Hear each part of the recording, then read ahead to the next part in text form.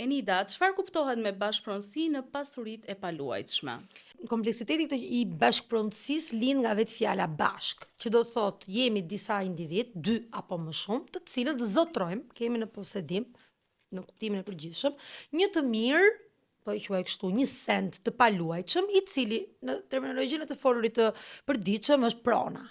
Bashkëpronësia lind si një formë, le të themi, zgjedhje, shpeshherë dhe detyrimi në të tjera, e cila ka një origjinë të saj. Pra që do të thotë, rrjedh nga disa forma të veçanta me të cilën fitohet pronësia. Në kodin ton civil, pronësia fitohet në 4 mënyra. Në fakt 3 të sankcionuara në mënyrë specifike nga institute juridike dhe 1/4, më saktë, lidhet me ligjin e posaçëm ose me një ligj të veçantë. Forma e parë është ajo e kontratës. Pra në një kontratë jemi 3 apo 4 persona vendosim të blejmë një apartament. Dhe këtu kemi një bashkëpronësi e cila me vullnet të lirë përmes shprehisë tek të vullnetit ton, të pakushtëzuar, të lirë dhe të sankcionuar nga normat ligjore përpara një noteri, deklarojmë se duam të blejmë të X apartament dhe u bëm 4. Një formë tjetër është ajo e trashëgimisë, dhe kjo është forma e detyruar.